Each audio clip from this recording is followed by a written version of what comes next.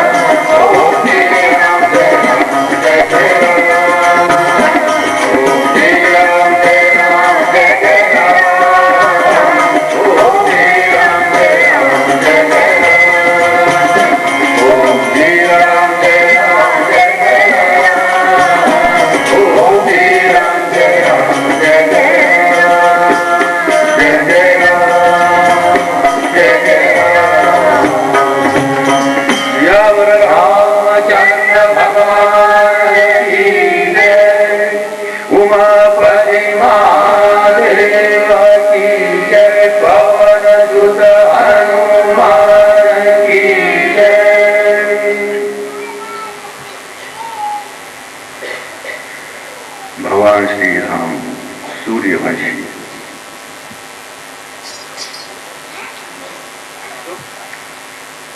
सूर्यवंशी श्री राम के चरणों में हम आज हैं।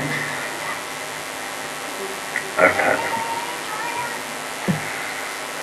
भगवान श्री राम सूर्यवंशी हैं, प्रकाश के पुंज हैं। उनके बताए हुए मार्ग के प्रकाश में चल के जीवन का कल्याण करना, इस पृथ्वी का भार उतारना, यही एक मकसद उनके अवतार धारण करने का है। उनके बताए हुए मार्ग, जिस तरह से उन्होंने मार्ग मर्यादा पुरुषोत्तम होकर के मर्यादित जीवन को जी के बताया है, उसी प्रकार हमें भी अपने जीवन में मर्यादित जीवन करके उनके चरण चिन्हों में चल करके अपने जीवन का कल्याण अर्थात अपने इस पृथ्वी का भार उतारने का एक मार्गदर्शन श्री राम ने हमको कर्म के द्वारा बताया है। क्योंकि इस पृथ्वी पर भार भी कर्मों के कारण ही हुआ। कुछ कर्म ऐसे हो गए जो करने नहीं चाहिए, उस कारण से पाप कर्म कहलाते हैं, वो जो परमात्मा से विमुख होकर किए जाते हैं। उसका भार इस पृथ्वी पर, इस शरीर रूपी पृथ्वी पर भी और इस पृथ्वी पर भी पापों का भार हो गया कर्मों के द्वारा। तो श्री भगवान राम ने कर्म की वो प्रक्रिया, वो विधान, कर्म का वो मर्म हमारे सामने जीते हुए प्रकट किया कि किस प्रकार के जियोगे, इस प्रकार से मर्यादा को धारण करते हुए जीवन जियोगे और मेरे बताए हुए मार्ग के अनुसार चलोगे, तो वो कर्म ऐसा है जिसके करने से इस पृथ्वी का भार उतर जाएगा। एक प्रकार के कर्म करने से भार चढ़ गया जो करने नहीं चाहिए, और दूसरी कर्म की ही एक प्रक्रिया है, एक विधा है, उसके करने से पृथ्वी का भार उतर जाता है। मगर ये हमें बताएगा कौन?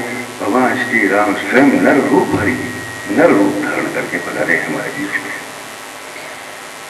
हमारे जैसा सामान्य शरीर, सामान्य जीवन और सारे व्यवहार संबंधों को निभाते हुए मर्यादित जीवन जीते हुए हमें कर्म करते हुए इस जीवन को जीना है। और उनके बताए हुए मार्ग पर, उनके चरण चिन्हों पर अगर हम चलेंगे तो जिस कर्मों के कारण हमारे इस पृथ्वी में भार चढ़ गया है, उनके बताए हुए मार्ग से कर्म करने से पृथ्वी का भार उतर जाएगा। ये कर्म का विधान है। मर्यादा, अनुशासन,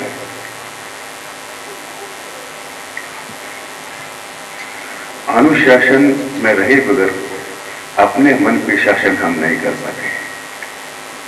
मन हमारे ऊपर शासन करता है, हम मन के शासन में रह जाते हैं और मन के शासन में रहने के कारण इस सब कर्मों में उथल पुथल उठपटांग जो होता है उस मन के कारण होता है। और जब मर्यादित जीवन जिएंगे तो जितने शास्त्रों में बातें कही गई है, इंद्रिय निग्रह, मनोनिग्रह, आज्ञा पालन, शरीर का संयम, ये सारी चीजें अपना आप एक साथ सध जाती है, मर्यादा पालन करते हैं। जो करना चाहिए उचित, उसी तरह से मर्यादा में, अनुशासन में रहते हैं जीवन जब जिएंगे तो मन की एक चलेगी नहीं, एक भी नहीं चलेगी। मन कुछ और कहेगा मगर मर्यादा कहेगी नहीं, इस तरह जीवन जिए। और मन की न सुन के भगवान के राम के बताए हुए मार्ग पर अगर मर्यादित जीवन जिएंगे तो उस मर्यादा को धारण करते हुए जब हम जीवन में चलेंगे तो मन कुछ नहीं कर पाएगा, सारा मन पे काबू हमारा आ जाएगा। क्योंकि मन की जब चलेगी ही नहीं, भगवान के बताए हुए मार्ग पर मर्यादा धारण करके हमको जीना है, तो इसके अलावा फिर कुछ भी करने की आवश्यकता नहीं। मन की चलेगी नहीं, मन कहता है इंद्रियों के भोग करो मगर मर्यादा नहीं कहती। मन कहता है इस तरह का उच्छृंखलता व्यवहार करो मगर मर्यादा नहीं कहती। मर्यादा कहती कि नहीं, इसी तरह से करो। भगवान श्री राम मर्यादा पुरुषोत्तम, मर्यादित जीवन जीने के लिए हमें अपना मार्गदर्शन स्वयं शरीर धारण करके जीवन को जी के बताने के लिए बता रहे हैं। शरीर में आ गए तो एक सृष्टि है, शरीर में आए हैं तो शरीर के द्वारा कर्म भी संपन्न होते हैं। मगर कर्म जो हम संपन्न गहनो कर्मणा गति, कर्म की गति, कर्म का रहस्य और कौन सा कर्म करने से क्या फल मिलता है, इसका रहस्य तो शिवाय भगवान या वो महापुरुष जो भगवान ही है एक रूप में, उनके सिवाय कोई नहीं जानता।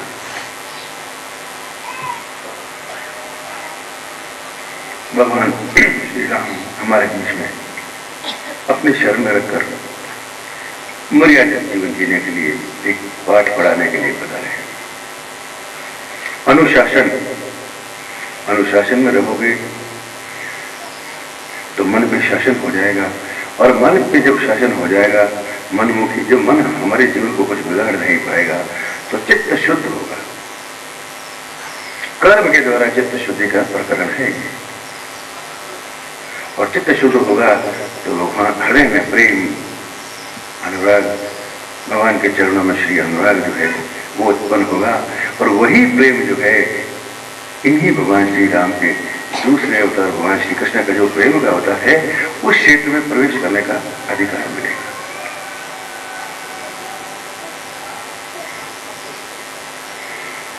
भगवान श्री राम छोटे संक्षेप में कथा है, क्योंकि वैसे तो श्री राम कथा तो इतनी है अनंत है कि जीवन में भी पूरी हो नहीं पाएगी। कुछ थोड़े से इस कथा के भगवान श्री राम के बताए हुए मार्ग के प्रसंगों का आश्रय लेकर इस कथा के प्रभाव में बहते हैं।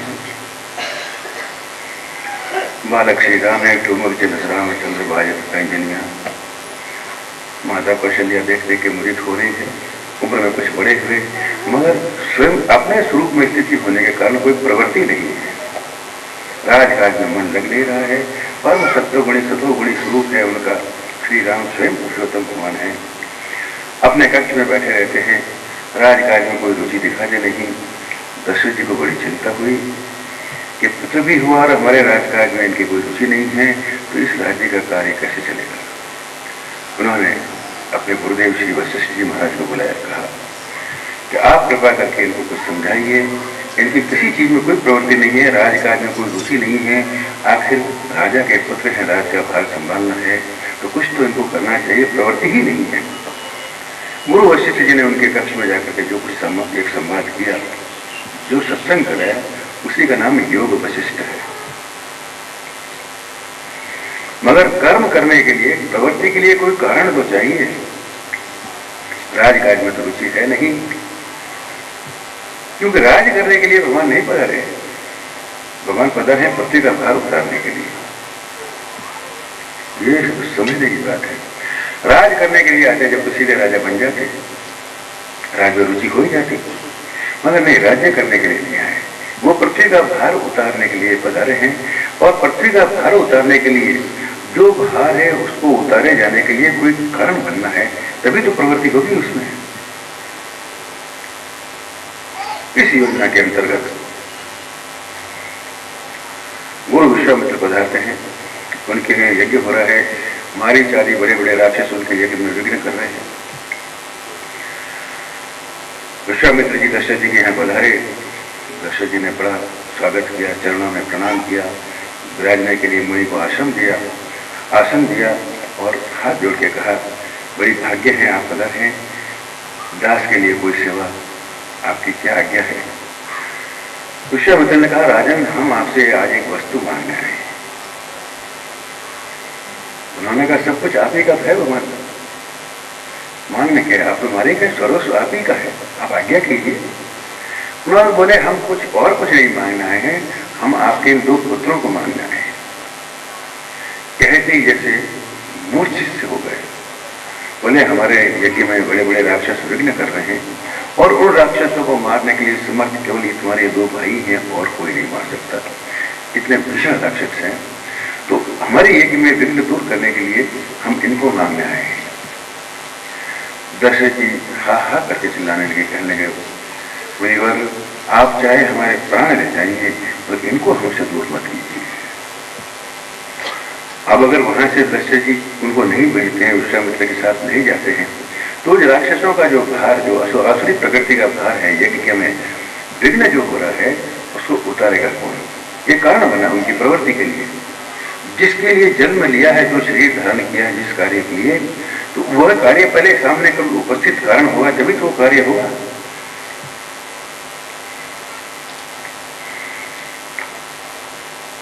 गुरु वशिष्ठ के साथ थे। वशिष्ठ जी ने कहा, राजन तुम इन दोनों को इनके साथ भेज दो, कुछ भी शंका मत करो, जिस काम के लिए पधारे हैं उन काम में बाधा मत डालो। छाती पर पत्थर रखकर, सिरे में पत्थर रखकर उनको भेजना पड़ा। मन बड़ा दुखी था। गुरु विश्वामित्र के साथ राम और लक्ष्मण दोनों चले गए और यज्ञ में जो विघ्न करने वाले मानिस आदि जो महाबली राक्षस थे उनका वध करके यज्ञ को संपन्न कराया। ये एक सूक्ष्म में सारे जीवन यज्ञ क्या रहस्य है। ये सारा जीवन एक यज्ञ है। हर कर्म जो है उस यज्ञ में एक आहुति है। अगर भगवान को समर्पित करके किया जाए कोई कर्म तो वो आहुति है इस जीवन यज्ञ में। और इस जीवन यज्ञ की पूर्णता में अगर आसुरी प्रकृति अगर बाधा डालती है, उस आसुरी प्रकृति का दमन करने के लिए भगवान श्री राम भगवान ही समर्थ है, सक्षम है। किसी बात में अगर देखा जाए तो सारी रामायण आ गई। वैसे का विस्तार पूर्व घटनाओं के माध्यम से सिद्धांत को समझना है।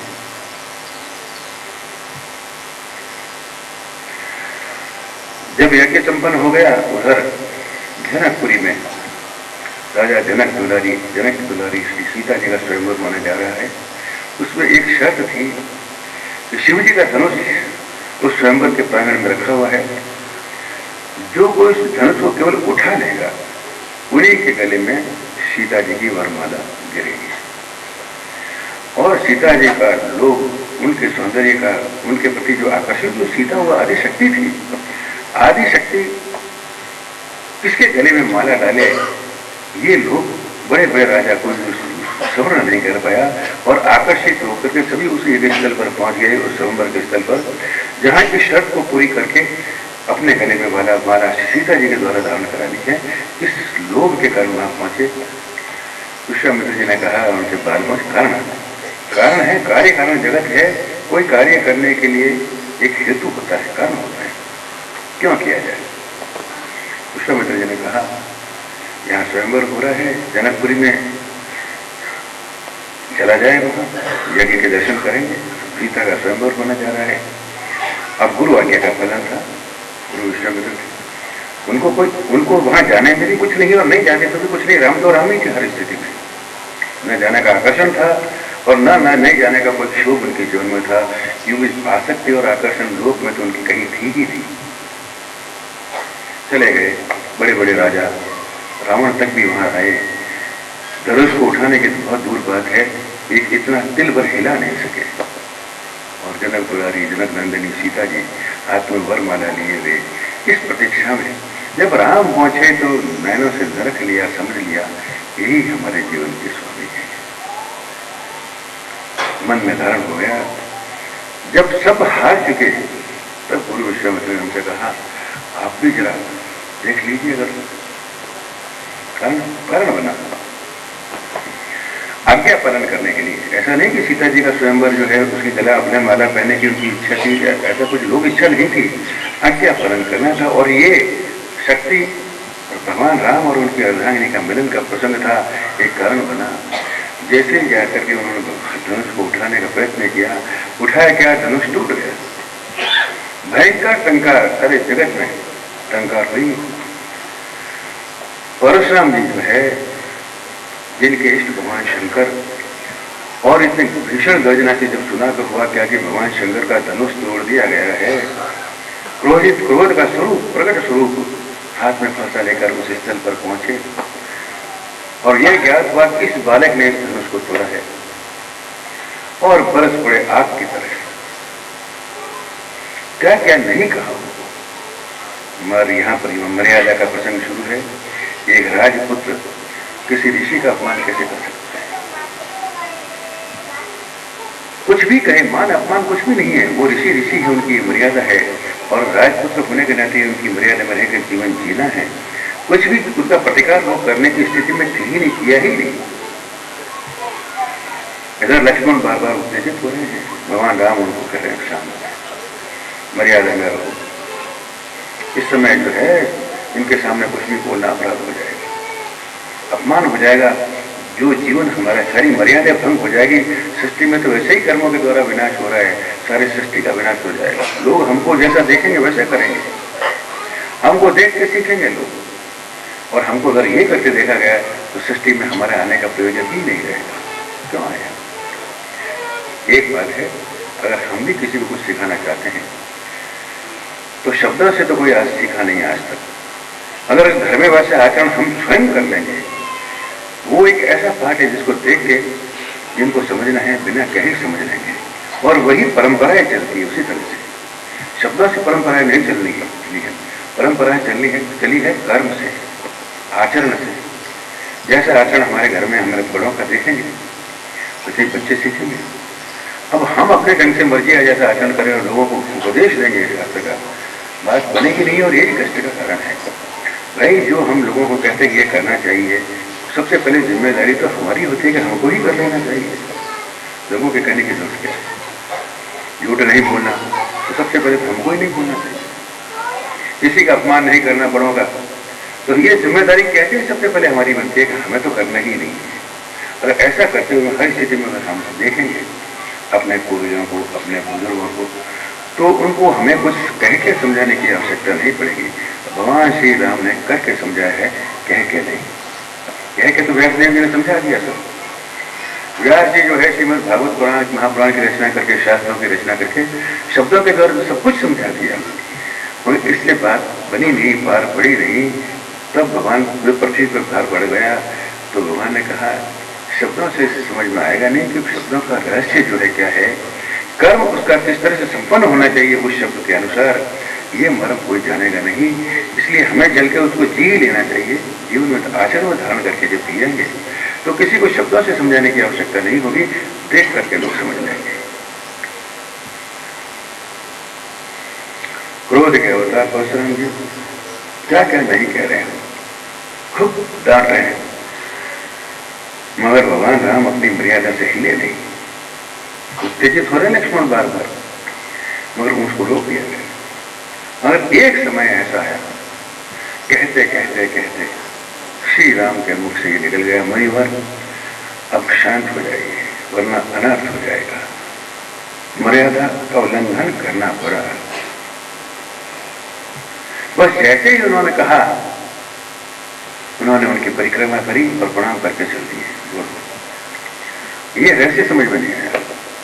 इतना राम को जो है शंकर का भगवान का उनके इष्ट का धनुष तोड़ दिया, और क्या क्या नहीं कह डाला, मगर जब तक वो कुछ नहीं बोले बराबर तीरों की बाणों की वर्षा जो है होती ही रही।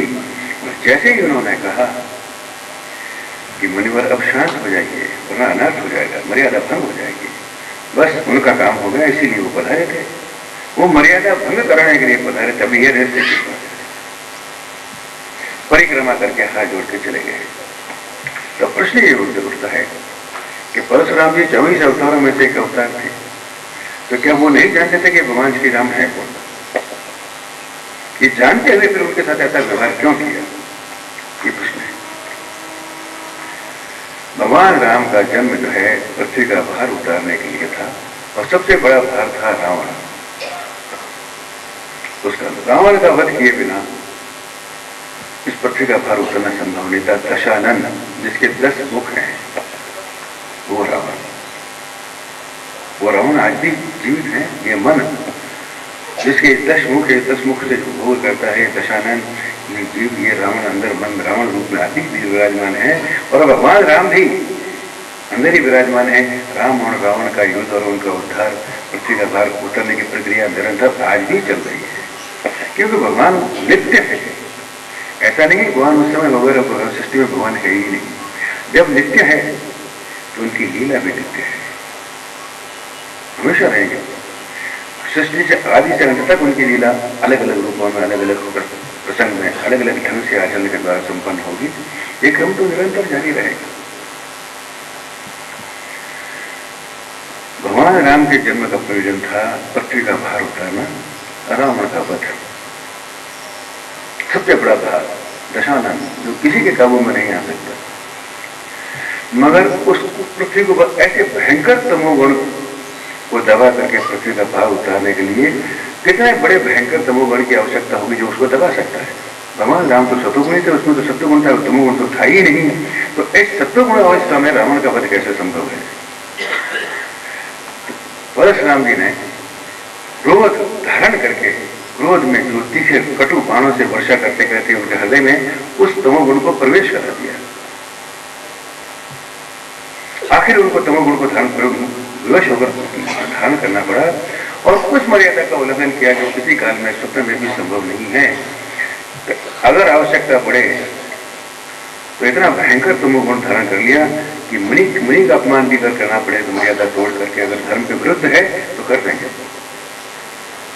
धर्म की स्थापना के लिए भगवान का जन्म है,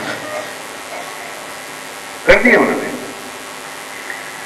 और जैसे ही उन्होंने समझा कि ये तमोगुण का इंजेक्शन अब लग गया पूरा, अब ये ऐसा भयंकर तमोगुण धारण हो गया है कि रावण का वध करने में अब इनको कोई कठिनाई होगी, अवतार का प्रयोजन सिद्ध हो जाएगा। तब प्रणाम करके चल दिए, काम हो गया। संक्षेप में कुछ प्रसंग जो है हमारे जीवन से संबंधित है, सारा एक एक प्रसंग जीवन से संबंधित है, ऐसी बात नहीं है। एक एक शब्द मंत्र है रामायण का, रामचरितमानस का एक एक शब्द मंत्र है।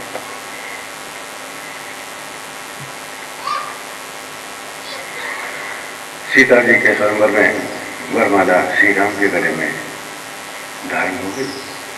जनक नंदिनी की विदाई हुई, बड़ा सुंदर और हृदय विदाई का वर्णन है। जब विदा किया गया उधर राज्य में राजा मतलब अयोध्या में जो है स्वागत की तैयारियां हैं।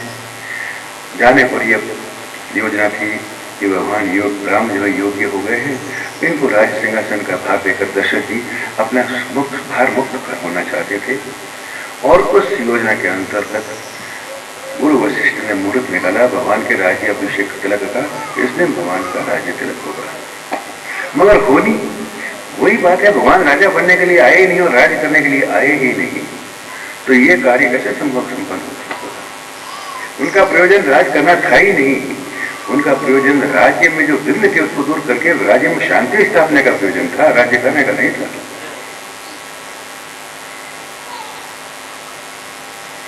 उस होनी के अंतर्गत होनी थी, किसी निमित्त कारण बनाते हैं भगवान के हृदय में ईर्ष्या जाग गई। मन था ईर्ष्या का प्रकट स्वरूप। ऐसे तो राम की पत्नी थी कह गई, दशरथ की पत्नी थी, राम की माँ थी, भरत की माँ थी, उसके हृदय में ऐसा कलुष, ऐसी कटुता कैसे आ सकती है? मगर ईर्ष्या मंथरा जो उसकी दासी थी, उन्हें धीमे से कान में विष भर दिया कि राज्य का तिलक जो है भगवान राम को ही क्यों, भरत को राज्य को नहीं बनना चाहिए। बस वो बात जम गई, दिमाग घुस गई। वो होनी के अंतर्गत एक कारण बना, उसने जाकर के दशरथ जी से हट पकड़ा कि राज्य का तिलक राज्य को जो है भरत को दिया जाए, राज्याभिषेक भरत का किया जाए, राम का नहीं। दशरथ जी ने बहुत समझाया, ये बड़े हैं, राज्य के अधिकारी यही हैं, तुम क्यों हट कर रहे हो, ये ईर्ष्या काम की नहीं। मगर कहां समझ में आने वाला था, होना ही नहीं था ऐसा। आखिर इतना हट पकड़ा कि कोप भवन में जाके बैठ गई और स्त्री हट के आगे दशरथ जी को झुकना पड़ा। और इतना ही नहीं, भरत को राज्य तो मिलेगा ही, राजा तो बनेंगे ही, मगर साथ ही राम को 14 वर्ष का वनवास भी पूर्ण करना, यहां से राज्य छोड़ के वनवास में रहना पड़ेगा। ये कारण बना है रावण तक पहुंच, लंका तक पहुंचने का।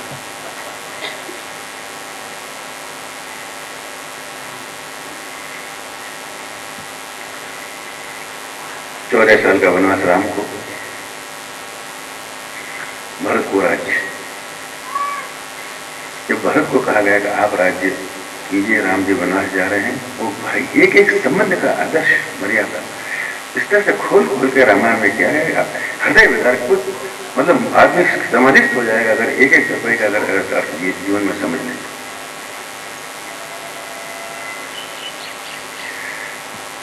भरत जी राज सिंहासन पर बैठने के लिए कतई तैयार नहीं, पर आदेश था कि तुम राज्य का भार संभालो, राज्य का राज्य करो। उन्होंने कहा राजा तो राम है, उनका सेवक हूं मैं, उनकी चरण पादुका को उनके सिंहासन पर रखकर सेवक भाव से राज्य की सेवा कर सकता हूं, राजा नहीं बन सकता। उन्हीं के अनुसार भरत ने सेवक बन करके राज्य के कार्य अपने हाथ में ले लिया।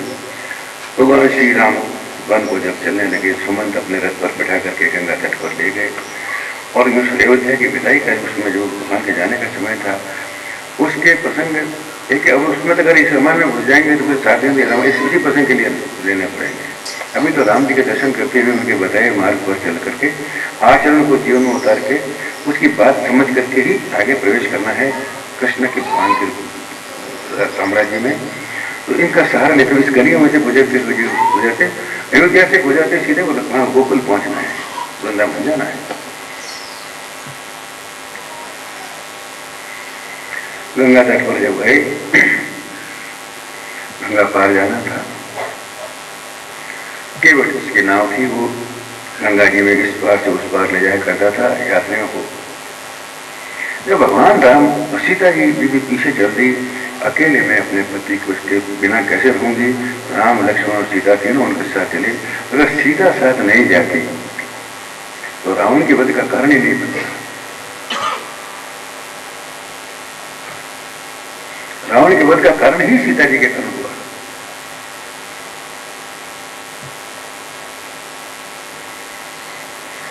तट पर पहुंचने पर केवट से कहा, भैया हमें गंगा जी के पार जाना है, अपनी नाव पे हमको बिठा दो। केवट ने कहा, नाव पे आपको ऐसे तो नहीं बिठाऊंगा मैं, एक शर्त है, आपके चरण धोने की अनुमति दीजिए। आपके चरण धोए बगैर मैं अपनी नाव में न चुप उठाऊंगा। भगवान ने कहा, भाई मेरे चरण इतने पवित्र हैं, इतने गंदे हैं कि तुम उसको धोए बिना तुम्हारी क्या नाव अपवित्र हो जाएगी हमारे बैठने से, जो तुम ये हट कर रहे हो। नहीं, बोले महाराज, कहीं तुम्हारा मर्म मैं जाना। एक ही भक्त राम के जीवन में ऐसा हुआ जिसने ये कह दिया कि आपका मर्म मैं जानता हूं, आप कौन है मैं जानता हूं, बल्कि कोई नहीं कह सकता, कोई नहीं कह सकता, भगवान का प्रेम कोई नहीं कह सकता। एक ही भक्त, उसने कहीं मर्म तुम्हारा मर्म मैं जाना, मैं तुम्हारा मर्म जानता हूं, आप कौन हो मैं जानता हूं कि आपके चरणों की रज से जो पत्थर की शिला आई थी वो अहिल्या स्त्री हो गई, तो मेरी नाव तो बेचारी लकड़ी की है, इतनी नरम। तो अगर ये इनके चरणों से अगर ये स्त्री हो गई तो मेरे तो खाने पीने का सारा कमाने का साधन नहीं चला जाएगा, मैं भूखे मर जाऊंगा। तो मैं ये रिस्क नहीं ले सकता, ये खतरा मोल मैं लेने को तैयार नहीं हूं। आप कुछ भी कहें। और लक्ष्मण बराबर उत्तेजित हो रहे हैं, गुरु मारिए लक्ष्मण मुझे। उन्होंने कहा, भाई लक्ष्मण मुझे जान से मार दें तो भी मैं बिना भगत हुए आपको ना मैंने छोड़ा। अब ये समस्या खड़ी हो गई कि अब राम चढ़ना है कि नहीं, वो बगैर हुए चढ़ाएगा नहीं और गंगा पार जाने का कोई साधन नहीं। भगवान ने, वो भगवान भी जान गए, सब तो लीला थी, भक्त के हृदय को जानते थे।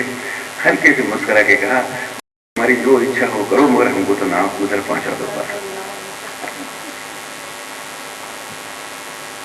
सुनते ही भगवान ने कहा, ठीक है, जो तुम्हारे जो करना है करो तुम, मगर नाव में बिठा के गंगा के पार तो ले जाओ। सुनते ही केवट भागा, अपने बाल बच्चों को, स्त्रियों को, सबको, कुटुंब भर को ले आया और एक लकड़ी का कटोरा, इतना कटोरा लेकर के आया। लाकर के चरण धो रहे, सबको चरण, सबसे कहा, अरे चरण सब धो लो। जिन चरणों के दर्शन दुनिया में दुर्लभ है, ध्यान में, वो चरण आज केवट अपने हाथों से धो रहे हैं। क्या कहें,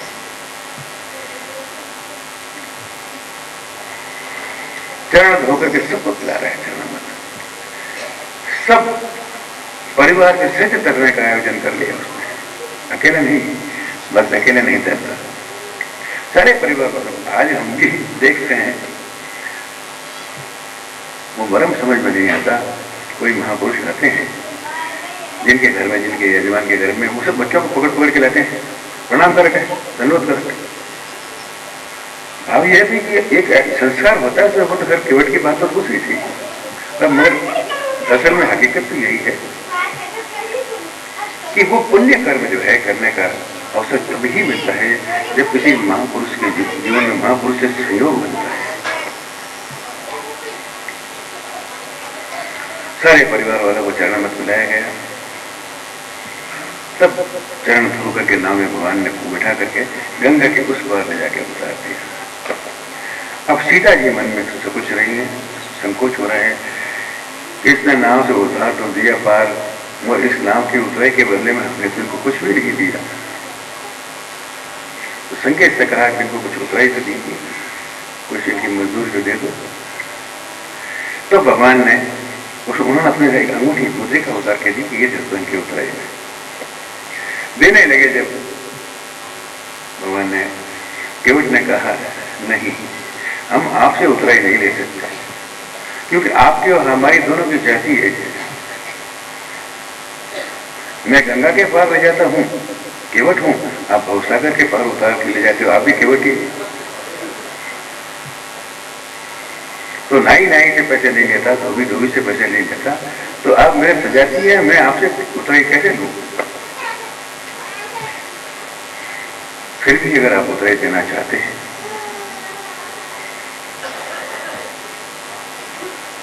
वो शायद बच्चे बाहर गाड़ी में कुछ गड़बड़ कर रहे हैं।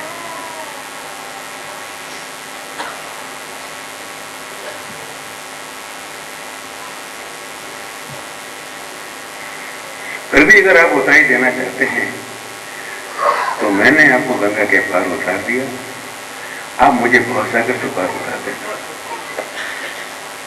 ये मेरी उतराई है। और जब मेरा अंतिम समय आए और मरघट पे मुझे ले जाया जाए, मुझे मेरे कर्मों का हिसाब पूछने वाला कोई नहीं रहा है वहां पर कि तुमने क्या कर्म किया जो तुमको पार जाना है। ऐसी कृपा करना कि सीधे इस पुण्य कर्म के आधार पर आपकी कृपा से इस भवसागर से पार आप मुझे ले जाना। और फिर भी ये घोषणा कर दी कि जब आप लंका विजय करके लौटेंगे, पधारेंगे, ये घोषणा पहले कर दी। उस समय जो उतराई लेनी होगी आप देना है, मुझे दे देना। जब लंका विजय करने का कोई प्रसंग ही नहीं था, लौटते समय मुझे उतराई देना है, वो देना।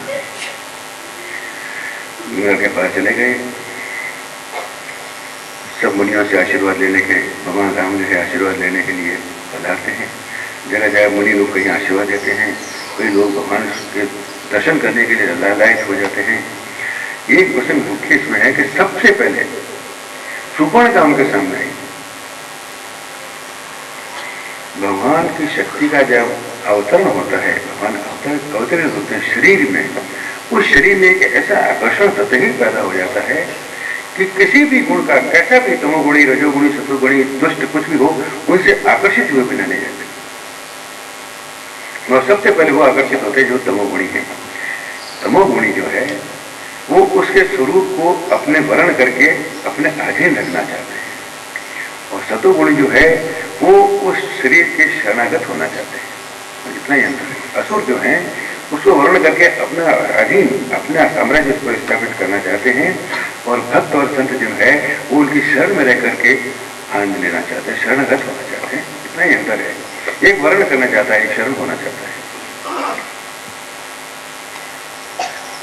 सुपर्णका ने बड़ा सुंदर रूप धारण करके आई। कपट जो है अपने असली स्वरूप में कभी प्रकट नहीं होता। ऊपर से कुछ ऐसा सुंदर मुखौटा लगा करके आचरण में, व्यवहार में करके आएगा कि पता ही नहीं चल पाए किसी को कि इसके अंदर मन में क्या है। व्यवहार इतना सुंदर होगा, मगर भगवान से कौन छिपा है, तो अंतर्यामी है। समझ गए ये सुपर्णका जो है राक्षसी है, ये कोई सुंदर स्त्री, कोई मुझे मेरा विवाह का प्रस्ताव लेकर के कोई मेरे जीवन में अर्धांगिनी मिलने के लिए नहीं आई है। तुरंत ही लक्ष्मण ने उसे कान काट दिए, और वही रावण के वध का कारण, यहाँ से प्रथम कारण ये बना। चिल्लाती हुई गई, उसके भाई खरदूषण वगैरह आदि राक्षस आए, सब मार दिए गए। अब ये सूचना होते होते धीरे धीरे रावण तक पहुंच गई कि मेरी बहन के जो है नाक कान काट दिए गए, मेरे भाई खरदूषण को मार दिया गया। अब उनकी ठन गई। ये वो रावण है जिसको ये वरदान था कि भगवान के शत्रु भाव से उपासना करेगा। वही जय का एक जन्म में रावण और ये कुंभकर्ण है।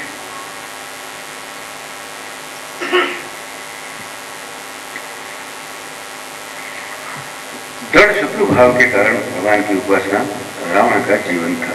तो भक्ति के, भगवान के मिलने के दो अंग हैं। दो भक्ति दो प्रकार से की जाती है, एक है रावण भक्ति और दूसरी है विभीषण भक्ति।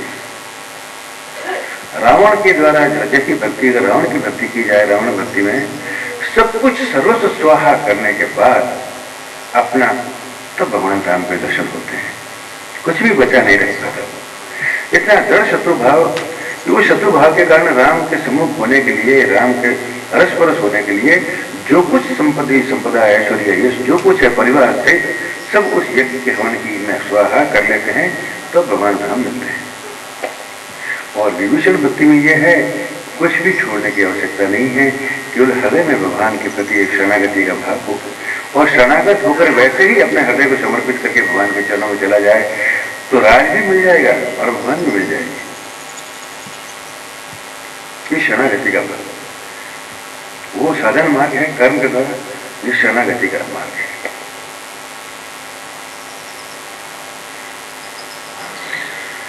वही कारण बना, बड़ी लंबी चौड़ी यात्रा है। क्या होते होते रावण के कपट के कारण एक चित्रकूट में कुटिया बना करके भगवान सीता लक्ष्मण रह रहे हैं। बड़ा सुंदर स्थान वहां का वर्णन है। अवसर देख करके मारीच एक सोने जो रावण का भाई था, मृग बनकर, सोने का मृग बनकर के उनके आश्रम की कुटिया के सामने से गुजरा। सीता जी देखते ही आकर्षित हो गई, सोने का मृग है, हट करने लगी कि मुझे ये मृग चाहिए। राम जी ने बहुत समझाया, ये माया भी था। भगवान के अर्धांगिनी होने पर भी, भगवान के साथ रहने पर भी उस माया के प्रभाव से बच नहीं पाया।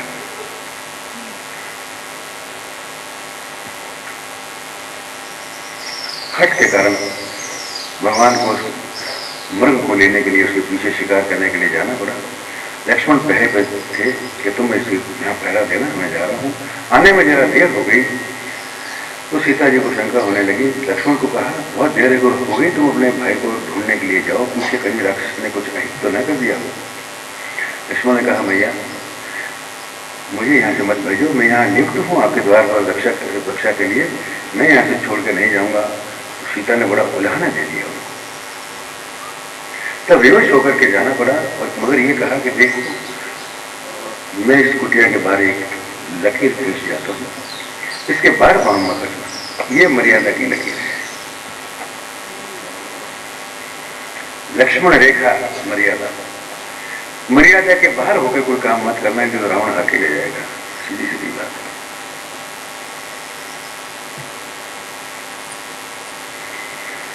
मगर माया जो है मर्यादा को भंग कराने में तुली हुई है। रावण एक साधु का वेश बना करके आया और आकर के सहदेवी भिक्षा मांगने लगा। एक भिक्षुक ब्राह्मण द्वार पे आए और भिक्षा न थे, सीता जी के लिए संभव नहीं था। अंदर से दक्षिण रेखा के अंदर ही उस भिक्षा की संभली लेकर देने लगी तो रावण ने हट किया, नहीं, हम ऐसे भिक्षा नहीं लेते हैं, भिक्षा देने के लिए घर के बाहर आकर के देना पड़ता है, आप इस द्वार के बाहर आकर के हमको भिक्षा दीजिए। सीता जी ने कहा, नहीं, यहीं से ले लो। मगर उसने हट कर लिया। अब धर्म संकट खड़ा हो गया। मगर भिक्षा दिए लौटाए तो भी मर्यादा भंग होती है, और बाहर रक्षण देकर बाहर पांव रख करके अगर भिक्षा दी जाए उस मर्यादा का भंग होता है। अब करें क्या? मगर स्वधर्म की भावना जब जागी कि बार पर आए हुए भिक्षु को भिक्षा किए बिना नहीं लौटाना है, चाहे कुछ भी करना पड़े। जैसे ही वो लक्ष्मण रेखा के बाहर पांव रखकर रावण करके ले गया। मर्यादा टूटते ही जीव का हरण हो जाएगा, माया के चक्कर में फंस ही जाएगा। इसलिए मर्यादा जीवन जीते जीते लोगों माया भी कुछ नहीं बिगाड़ पाएगी। एकदम चित्त सिद्ध होकर सीधे राम जी के दरबार में, राम जी के चरणों में पहुंच जाओगे।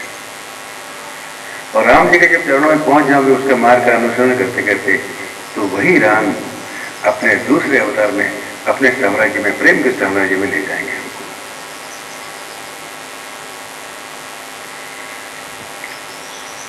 सीता का हरण हो गया। लौट के देखते हैं सीता जी नहीं है। अब किससे पूछें? जब सीता को रावण आकाश मार्ग से लेकर के जा रहा था तो जटायु ने देख लिया। जटायु ने रोका, जटायु के साथ भीषण संग्राम हुआ और उसके पंख काट लिए गए। पता चला कि रावण जो है लंका के पुरी में उस समुद्र के उस पार सीता जी को करके ले गए। अब यहाँ भगवान शंकर, हनुमान, बंदर जो पहले तैयार था सेवा का मौका में तैयार ही थे, वो तो परसों तैयार थे। अब ठीक है, अब उसको लंका में, लंका जीतने के लिए, युद्ध करने के लिए एक सेना की आवश्यकता पड़ी। एक सेवक बना, हनुमान जी से संपर्क हुआ, सुग्रीव से संपर्क हुआ। बलि राजा बाली जो है वो सुग्रीव को तंग करता था, उसको मुक्त करा करके अपनी सेना में लेने बाली को मारना पड़ा। सब कुछ होते होते कुल मिला के बाद सबरी के यहाँ गए। सबरी भक्ति का प्रतीक, ऊंच नीच का भेदभाव भी नहीं है, होते होते संक्षेप में यही है कि लंका के समुद्र के किनारे राम जी अपनी सेना के सहित वहां पहुंच गए, मगर समुद्र रास्ता रोक रहा था लंका के पास जाए। मगर सीता जी वहां है, इसका खोज लगाए कौन, पता कौन लगा? हनुमान जी, जामवन जी समुद्र के किनारे खड़े हैं। समुद्र को लांग करके जाना उनके किसी के बस की बात नहीं है। मगर जामवन जी ये रहस्य जानते थे कि हनुमान तो पवन पुत्र हैं, ये चाहे तो एक मिनट में एक क्षण में समुद्र को पार करके जा सकते हैं। मगर उनका हनुमान जी को खुद को याद नहीं है कि ये शक्ति मुझ में है, तो शक्ति का स्मरण कराया जामवंत जी ने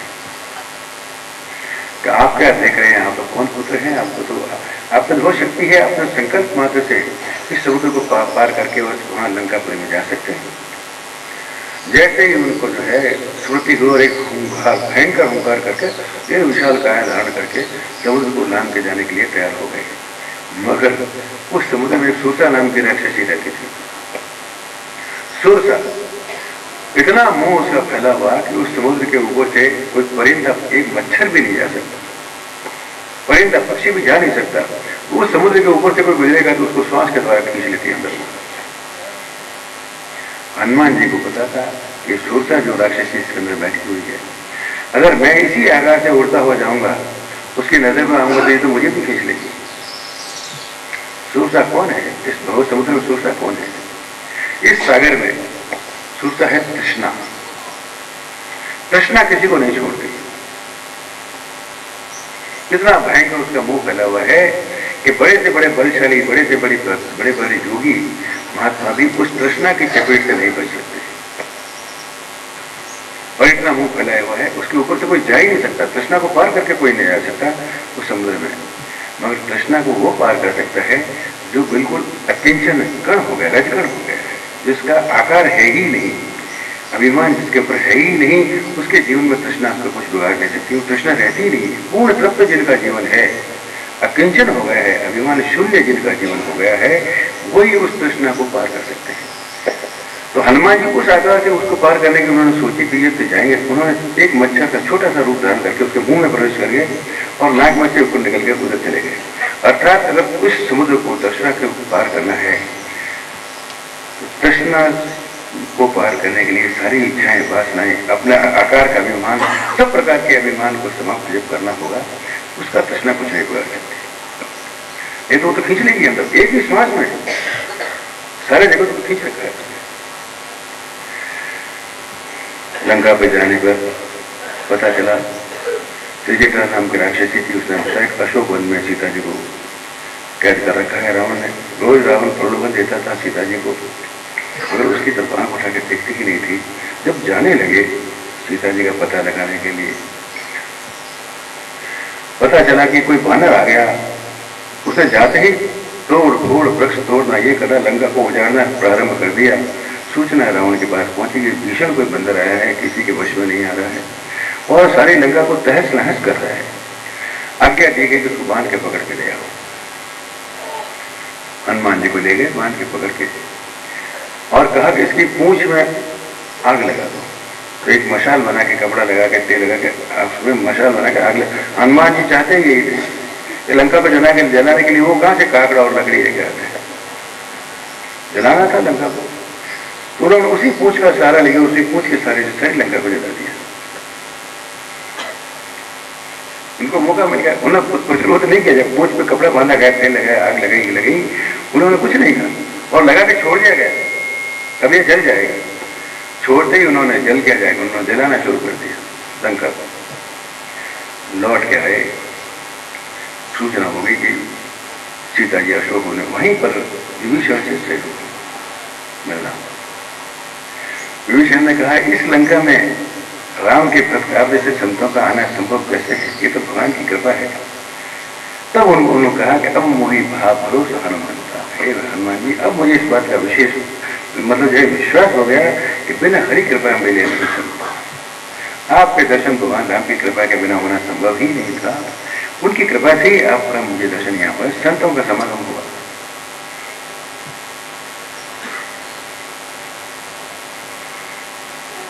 संक्षेप में राम कथा चल रही है, फिर राम जी के गुणानुवाद भी करेंगे। समय के इस समय में सब कुछ करना है। जब पता चला कि सीता जी वहां अशोक वाटिका में जो है कैद हैं, लंका पर चढ़ाई की गई और सूचना देनी थी सीता जी को कि भगवान राम आपको लेने के लिए आ गए। हनुमान जी जब गए और ये सूचना देने के लिए भी भगवान राम भगवान आपको लेने के लिए यहाँ पधार गए, आपको चिंता की आवश्यकता नहीं, मगर भगवान राम ने कहा कि तुम ये सूचना दोगे किसको? वो तो मेरे सिवाय किसी को देखती ही नहीं, तुमसे बात ही नहीं करेगी, तुम्हारा उसके साथ संपर्क कैसे होगा? तो अपने हाथ की एक मुद्रिका अंगूठी दी, तो ये मेरी पहचान है, इसको देख करके वो पहचान जाएगी तुम मेरे ही द्वारा भेजे गए दूत हो। मगर मर्यादा है, मातेश्वरी के सामने एकदम कैसे सामने जाके खड़े हो गए और जिस वृक्ष के नीचे विराजी हुई थी उसके ऊपर चढ़ गए, वहां से जाकर धीरे से उस मुद्रिका को नीचे टपकाया। मुद्रिका गिर के देखा, अरे श्री राम ये तो मेरे स्वामी की मुद्रिका है।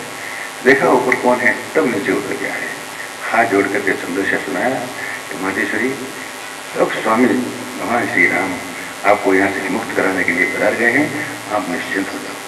तब विश्वास और अब जो है इस अशोक वाटिका से मेरा छुटकारा हो जाएगा। अब अशोक वन का एक एक चीज का प्रसंग का विश्लेषण करने में बहुत लंबा चौड़ा मामला हो जाएगा। कुल बात ये थी कि भगवान जो है अब समुद्र को पार करना था, हनुमान जी तो जाके आ गए, मगर सेना सहित कैसे जाए? समुद्र को कहा भाई रास्ता दे दो, और लंका का सहयोग था, रास्ता दिया नहीं। तब भगवान ने अपना असली स्वरूप प्रकट किया, कहा चुपचाप रास्ता दे दो वरना एक बाण में तुमको सुखा दूंगा। तब हाथ जोड़ के खड़ा हुआ, कहा भगवान आप सुखा सकते हैं, आप सृष्टि के रचयिता हैं, मगर आप समुद्र को सुखा देंगे तो आपकी बनाई हुई मर्यादा का भंग हो जाएगा। समुद्र कभी सूखता नहीं है।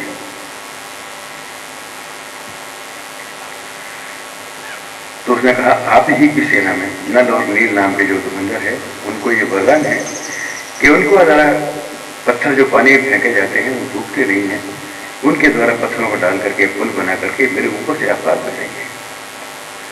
अर्थात और एक पत्थर पर राम नाम लिखा हुआ था, अर्थात भवसागर से पार होना है तो राम नाम की पुल बनाकर पार हो जाओ। यही एक पुल है भगवान राम की।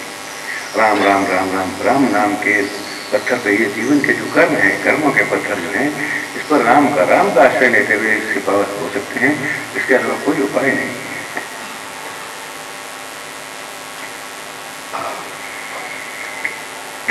लंका के समीप सेना लेकर के भगवान पहुंच गए। विभीषण जी को जब सूचना है कि भगवान राम पधार गए हैं, तब उन्होंने अंत में फिर भी रावण को समझाया कि भैया अभी भी मान जाओ, अभी भी समय है। जनक नंदी ने सीता जी मातेश्वरी को राम जी को सुपुर्द कर दो, तुम्हारा कल्याण है इसी में। मंदोदरी ने सब लोगों ने समझाया, मगर वो तो दृढ़ शत्रु भाव किसी से समझौता करेगा तो वो उनकी साधना अधूरी रह जाएगी। वो शत्रु भाव किसी को मानने के लिए तैयार नहीं, अखंड शत्रु भाव दृढ़, किसी का उसमें समझौता है ही नहीं। जब विभीषण जी ने समझाना शुरू किया तो इतना क्रोधित हो गए, लात मार के वहां से निकाल दिया। इधर से लगी लात और उधर भगवान तैयार थे लंका के पास में। विभीषण जी सीधे भगवान राम के पास डेरे के पास पहुंचे। रात्रि का समय था, हनुमान जी पहरे पे थे। संशय हुआ रात्रि में कौन आया, फिर भी जब पता चला कि विभीषण जी आए हैं, तब भगवान श्री राम को सूचना दी कि विभीषण जी आपके दर्शन करने के लिए आए हैं। वो तो जानते थे विभीषण भक्त है। आते ही उन्होंने संबोधन किया, आओ लंकेश। देखो, हालांकि लंका अधिपति तो रावण था, मगर राम के सम्मुख होते ही उन्होंने घोषणा कर दी कि अब तुम लंकेश हो गए, लंकेश तुम ही हो। विभीषण जी के इस एक भाव का भजन है। विभीषण जी कहते हैं कि कुटुंब तजी शरण राम तेरी है। सब कुछ कुटुंब जो छोड़ करके, अपने परिवार को छोड़ करके जो भगवान के शरण में चला जाता है, उनका परिवार भी रह जाता है और राम भी मिल जाते हैं।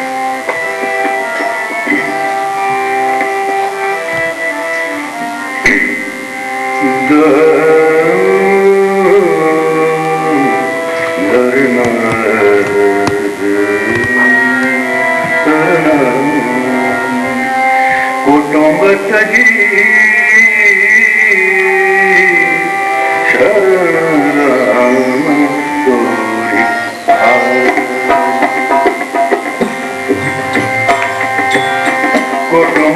जी